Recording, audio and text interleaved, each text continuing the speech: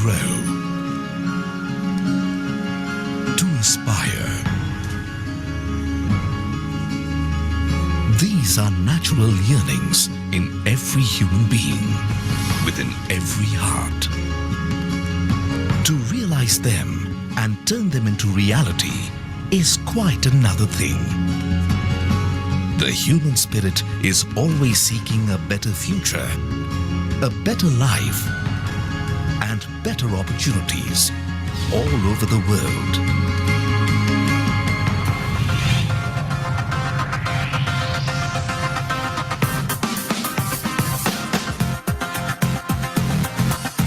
Your aspirations to live in a developed country, to work or do business in a global environment, to study abroad and get international exposure, all these can come true. And there's one name that has played a key role in making these dreams come true. The world's largest immigration group, WWICS. Come, explore the world with us and broaden your horizons. The whole world belongs to you. WWICS journey began in 1993 with an office in India and an overseas office in Canada. Today, WWICS is an ISO 9001-2008 certified company and has rapidly evolved into a leading integrated immigration and resettlement company with 15 offices across India and overseas offices in Canada, Australia, the United Arab Emirates, East Africa, and the Middle East. The organization is now a well-diversified conglomerate with business interests spanning in immigration, resettlement, strategic placement, higher education, hospitality and sports, and real estate.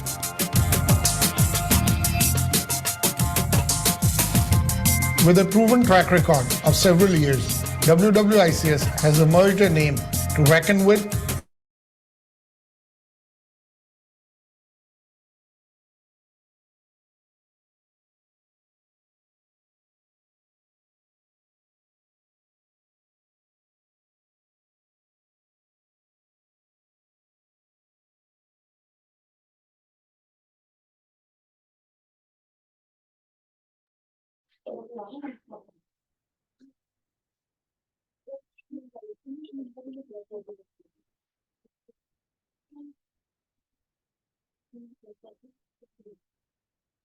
Good evening, everyone. My name is Satpal. I'm heading this branch as a general manager, and we are into this industry from last 30 years. You know, we are the world-renowned WWICS immigration company, and along with me, the senior director of the company, Parvinder Singh Sandhu, who will represent today's webinar for you, and our topic is basically our main topic is on EB-5, US Employment Based 5 program. So over to Parvinder sir. Parvinder sir, over to you. Sir, host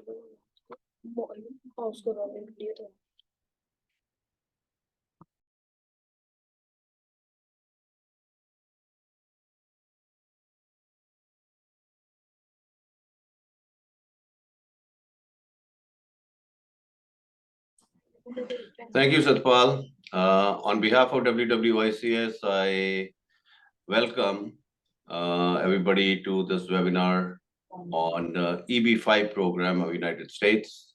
Basically, it is employment-based fifth preferential pathway program.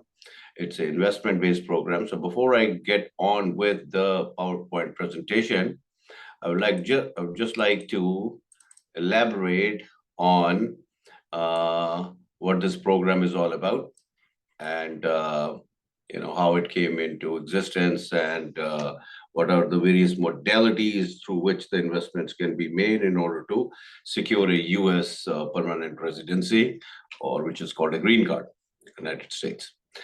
Basically, this program was started back in year 1990, to be very precise, on November 29th, 1990, with the objective of boosting the US economy. Wherever the government wanted to boost the economy, they would have the investments of the EB-5 investors, applicants such as yourself, who are interested in US green card or US permanent residency, in other words, to put their investment in certain zones, certain areas, certain targeted areas, for the economy to be boosted, for the funds to be injected into various business ventures, and thereby create employment opportunities for US citizens and people authorized to work in the United States of America. This program has seen many changes over the years, and the most recent program stands as this, as I'm going to explain from this point onwards. On today's day, there are two classifications of the areas that the government wants these investments or is focusing their attention to divert basically to have these investments come into. One is the rural areas where the population base is less than 20,000. Second is the areas where the unemployment rate is 150% as compared to the average unemployment rate. So, to give you an example, basically, if the average, hypothetically speaking, if the average unemployment is 5%, so 150% would be approximately 7.5% in the areas that would be declared or are declared as high unemployment areas. These two areas are then classified as the targeted areas. One is targeted employment area, the other is rural area. If your investment is going into any of these places, the investment amount required is $800,000. And this amount must generate employment for 10 US citizens or people authorized to work in the United States. If your investment is going elsewhere in the United States, other than these two classifications that I talked about, then the investment amount is needed to be basically 24% higher than the investment in these two type of areas. So it will come to $1,050,000. The employment opportunities to be created and maintained remains the same at 10. Now, the options of how you can invest your funds into these two types of areas. And the third area where the investment is $1,050,000. So the first area, let's say unemployment area, and for the areas that are high unemployment rate areas, as well as the areas that do not fall under these two classifications, remains the same. Number one is that you can start up your own business venture, okay, with the investment amount that is applicable for that particular area and create 10 employment opportunities. So that is one option. So you will have to start up a new venture, bring it to that level of functionality where you have made that amount of investment, and there are employments already created for 10 individuals that are authorized to work in the United States, and you maintain them for the necessary period, because you will have to satisfy that after you get your green card, and I'll explain that how that works. So that is one. Second option is to buy a already successful running business in those areas. So when you buy a successful business, it must meet both the conditions. Okay. So first condition is that it must be of that value of $800,000. And second is that there must be employment that is maintained for 10 individuals. However, in case of a already running successful business, in order for that business to qualify, the amount, the value of that business must see an increment by 40%, or the number of employees in that business must be increased by 40%. So just to give you an example, let's say you buy a business worth $600,000. The requirement is $800,000. You can do so. You can buy a business for $600,000. And in this case, there are already 10 employees on the payroll. What would you be required to do is to in the value of the business. You have to increase the value of the business, what the business is worth, by either increasing the inventory of the business, or by the equipment, or by the modifications or the renovations, or purchasing the premises, or whatever else. The value of the business must go up by 40%. So in this case, where the business is worth $600,000, it must go up by $240,000. So once you do that, the value of the business would come to $840,000, therefore qualifying you for that minimum benchmark of $800,000 investment. And the 10 employees are already there, so you have met the requirements of EB-5. Or there could be another situation where you buy a business that is already worth $800,000 or more, and the employment is there for, let's say, already there for 7 people. So in this case, you are targeting increasing the employment base to match up with 10 employees. So let's say there are 7 employees. So by 40% increment, what does that mean? 2.8 employees. That means about 3 employees. So 7 plus 3, 10. The business is already worth $800,000, and you have increased 3 more employees, and their employment opportunities are maintained, which I'll explain for how long in the later part of the seminar. You would qualify. The other way, the third way, is that you can also buy a business that is not running in profit for now, for whatever reasons. The owner could be sick, or there is the management is not great, or there are other scenarios. Depending on the scenarios, if a business is considered a secured, and these are the parameters for it to be considered a secured, the business should have incurred a loss of 20% of its value. So let's say business is valued at $1 million. If it has incurred a loss of $200,000 in the last fiscal year, it will be considered a secured.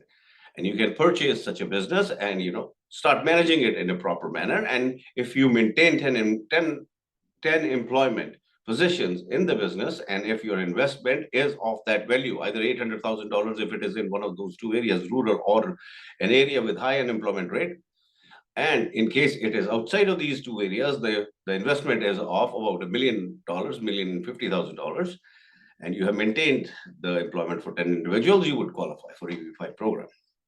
The last way, the other category, is passive investment.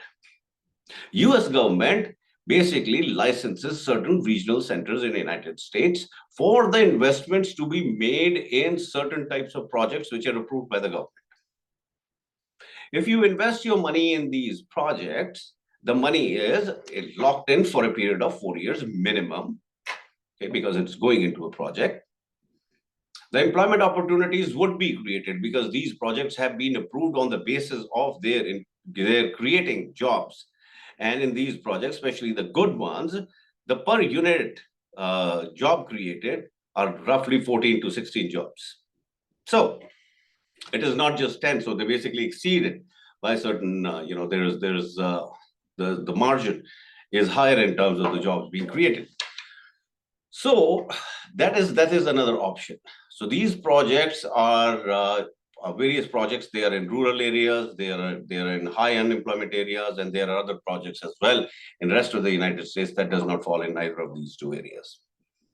The money, like I told you, is locked in for a period of 4 years. Now, the processing time for this category, if the investment is going into rural areas of today, in the latest figures that we have of processing, is basically 3 to 6 months time period. If the investment is going into a project which is in an area that has got high unemployment rate, then the processing time is roughly 12 months. And if it is going in any other part of the United States, the processing time is basically about 2 years or so. You would file your case, but the I-526 petition is filed once you have selected a project or a business that you want to purchase, or whatever mode that you're going by. But I'll give you an example of investment in a project, because majority of EB-5 applications are done through the projects that are approved by the government, because it is the easiest way of meeting the requirements. So once you have selected a project that you want the investment to be routed to, we would recommend certain projects that we think are very good and are very safe, and the money is secure in various ways, such as, there is a collateral that you get, there are guarantees, and you have first rights on the land where the project is being done. So no matter what happens, that your money is secure. So projects like that.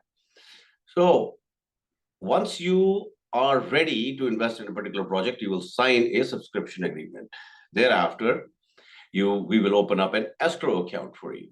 The escrow account is opened for your funds to be transferred into the project. Your I-526 petition is filed, and once the immigration authorities, they have seen that your documentation, everything else is complete with respect to your application for your green card, which is 526 petition, and it is okay for further processing, they will issue you something called a I-797, which is basically an acknowledgement.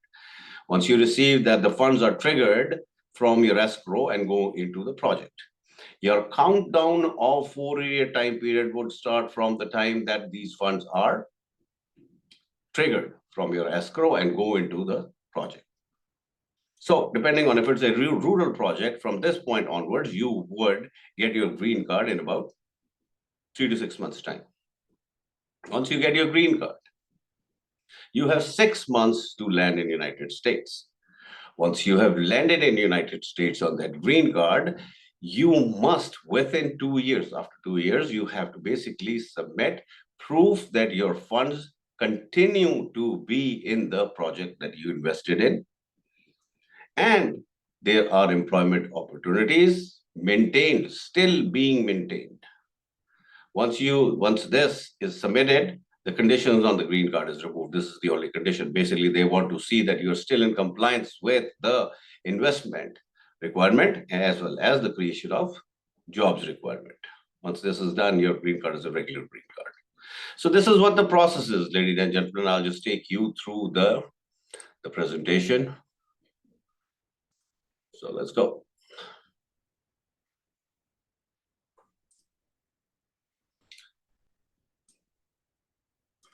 EB-5 Immigrant Investor Visa Program.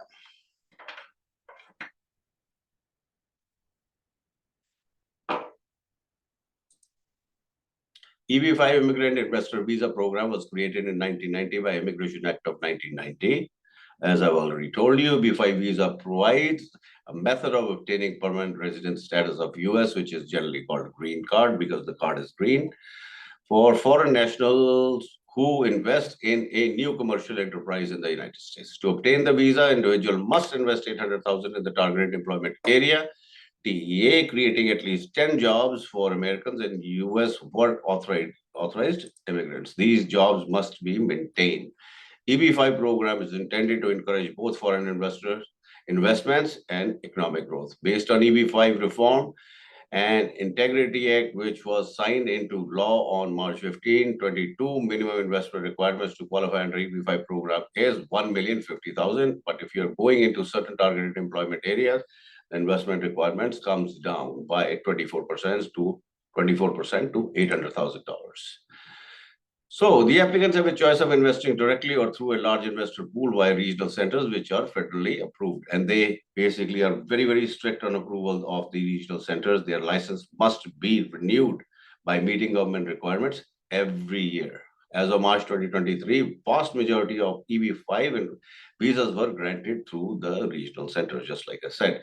Majority of EB-5 investments go into commercial real estate projects. Reason being, commercial real estate projects result in job creation through construction work at first and eventually in the service industry. For example, hotels, restaurant, resort, and other stadium development. So in this, the job creation starts because of the construction work. The workforce that is involved in construction is considered as, basically in the pool of employment, the employment that must be generated. Applicants' eligibility criteria must be at least 21 years of age, invest $800,000 in a government-approved regional center. Source of funds should be legal. They are very, very strict on the source of funds, and they like to see exact details as to how the individual who's making the investment has secured those funds.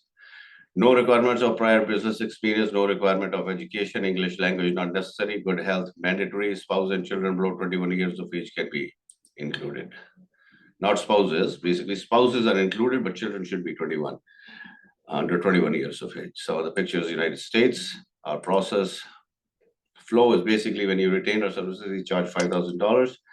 You give us your credentials, your details, your background and everything, and we run something called a technical assessment and evaluation accreditation process. This is done to ensure that your background and everything is clear. We do a world check on you and other things to ensure that there would be no problem with acceptance of your application. So this is technical evaluation accreditation. Once that is clear, then you're declared a qualified applicant. You pay another $10,000, and then you select a project that you want to invest in. We will recommend projects to you, and you can select one of those projects. And if you like, you can select a project on your own as well. It doesn't really matter to us. Whichever project that you so decide, there is a subscription agreement that must be signed for that and for your investment amount to go into it. Then there is a process of opening up the escrow, because it's through escrow that the funds are transferred. And then you would transfer basically $800,000 for the direct investment. And there are other fees associated for basically administering of those funds in terms of the lawyers that are involved for the commercial documentation to be reviewed, analyzed, and then there are due diligence and other things that are involved in this. It's quite a voluminous work for the lawyers, for which they charge an administration fee. Usually there are lawyers this fee, administration fee, usually is in the range of about $70,000 to $80,000. But with our involvement in this business and our being able to negotiate the best possible rates for our clients, we have been able to bring this down to about $40,000. I-526 documentation, preparation and filing, along with source of funds explanation, along with basically government fee of $11,400. That's the total fee for this petition. I told you about I-797. The funds are triggered thereafter. Grant of I-526 petition, 18 to 24 months if you're outside of these two areas that I said. If it is in rural area, it is 3 to 6 months. And if it is in high unemployment area declared by the government, your processing would be completed in 12 months. Thereafter, your file preparation for National Visa Center grant of immigrant visa is submitted, and you get your visa along with the family. There is a period of 6 months within which you must enter United States. And then thereafter, the conditional green card expiry. Before that, you have to basically show that your funds continue to be, in investment, as well as the employment opportunities are still being maintained. So then your conditions are removed and you have a regular green card. This is after you have landed in United States. Some of the pictures of US, some of the cities, and here we come to the part about us. We have been in this business for last 30 years. And in those last 30 years, particularly last 30 years have been related to business, immigration, and investment-based second passports, as well as residency of various countries. Offices around the world, we have 15 countries, 32 offices, thousands of successful clients, and innumerable number of references from our past clients. Our team of experts include lawyers, immigration practitioners, consultants, paralegal, business consultants, financial analysts and advisors, business plan experts, content writers, designers, so on and so forth. We work very closely with governments of certain countries that issue second passports, such as St. Lucia, Dominica, Grenada. We deal with as well as Antigua and Barbuda, St. Kitts and Nevis, with the Prime Minister's office and Minister's office. We conduct seminars with them, particularly in Middle East, with their offices, with the Minister's and Prime Minister's offices, as well as we are in direct linkage with the Citizenship by Investment Unit. And we are also their advisors on what kind of investments should be taken in exchange for the citizenship for these countries. Global spread and outreach.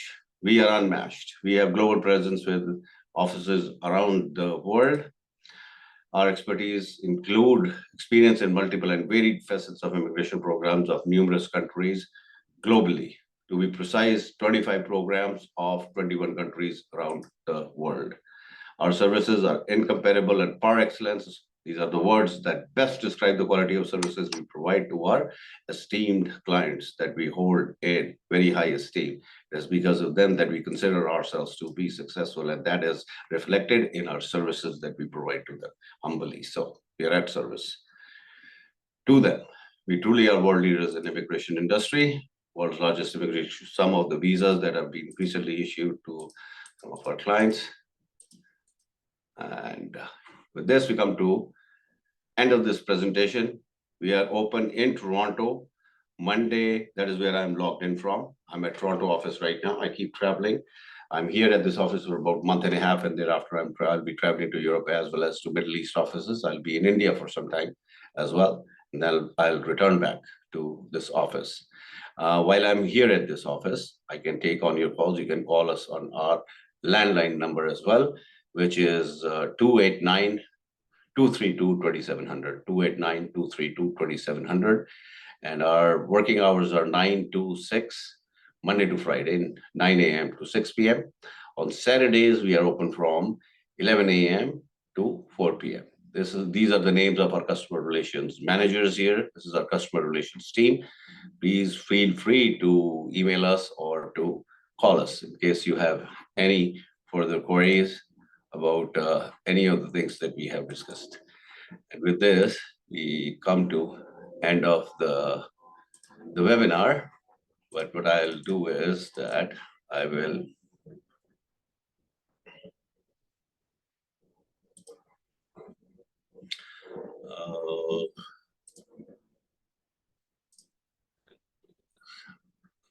I'll take up one or two questions. So let's just, Karthik Raj, do you have any questions?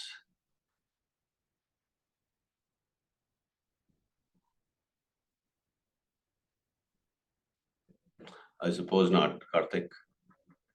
So anyhow, okay, let's just not get into further, question and answer sessions. I think with this, we have come to the end of this webinar. Thank you for attending the webinar. I, on behalf of WWICS, once again, wish you a very good evening. And once again, thank you on behalf of WWICS for participating in this webinar by attending it. Have a wonderful evening. Thank you and bye-bye.